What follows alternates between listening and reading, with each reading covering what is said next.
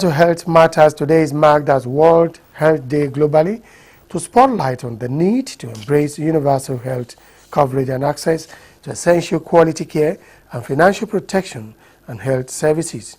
The day is also used to commemorate the 70th anniversary of the World Health Organization with a call on world leaders to respect the 2015 Agreement on Sustainable Development Goal. A message by the African Regional Director, Dr. Masudi Moiti, for the day says the World Health Organization will use the day to inspire, motivate, and guide all stakeholders to be committed to achieving the universal health coverage for 2030. WHO indicates that over 80 million people globally and 12% of the world population spend at least 10% of their household benefit on health expenses. Let's join Basi Taikwan for details. World Health Organization recent report shows that over 800 million people globally spend at least 10% of their household budget on health expenses. This report indicates that world leaders are yet to respect the 2015 Sustainable Development Goals Agreement. We encourage everyone to play its role. In government, there is a political will. That political will needs to be materialized.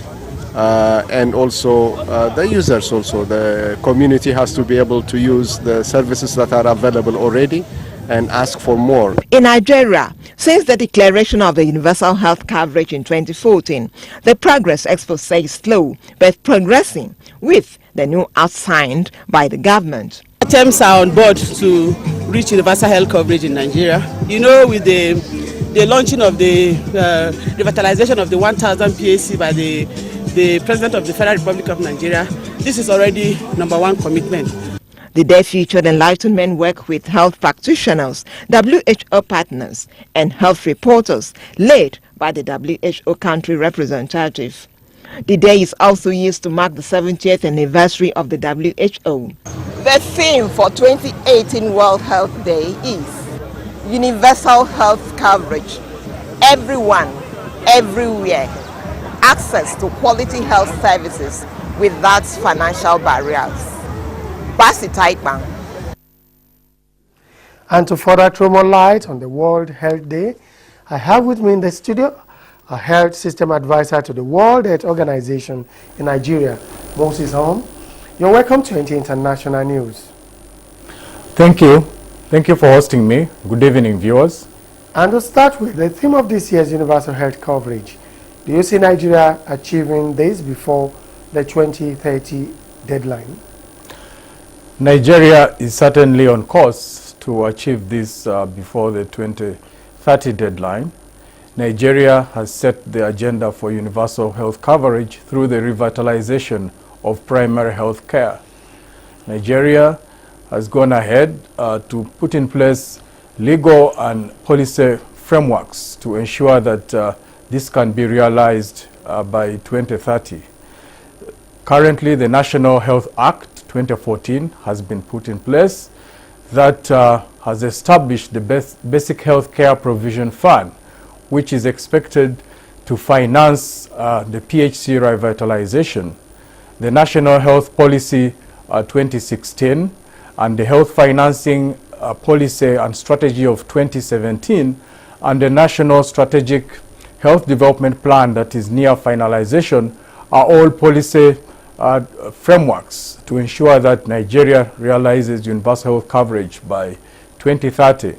The Basic Health Care Provision Fund will ensure that funding is available to provide financial risk protection, as 50% of resources from this fund will be channeled to the National Health Insurance Scheme and state health insurance schemes.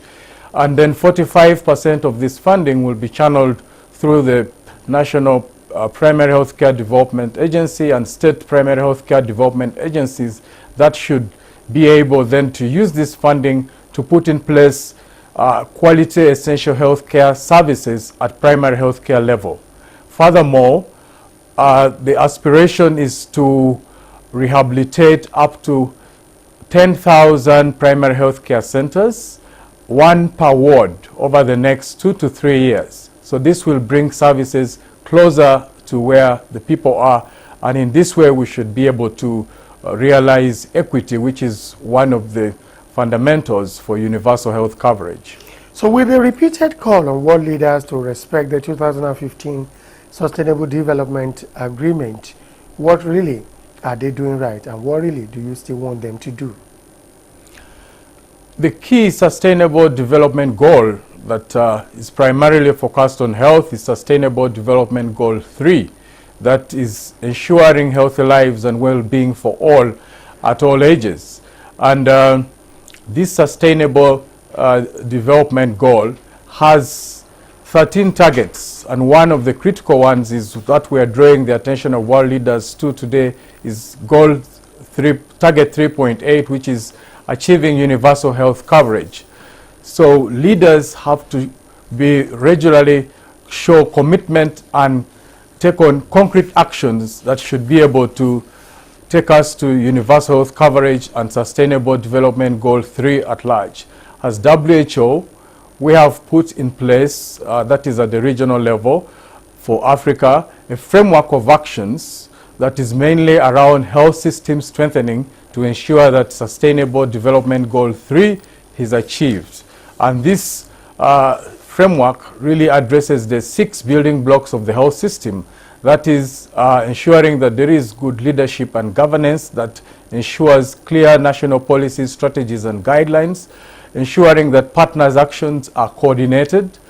The other building block is about health financing, securing sufficient funding and ensuring that people who use health services are protected from financial hardship.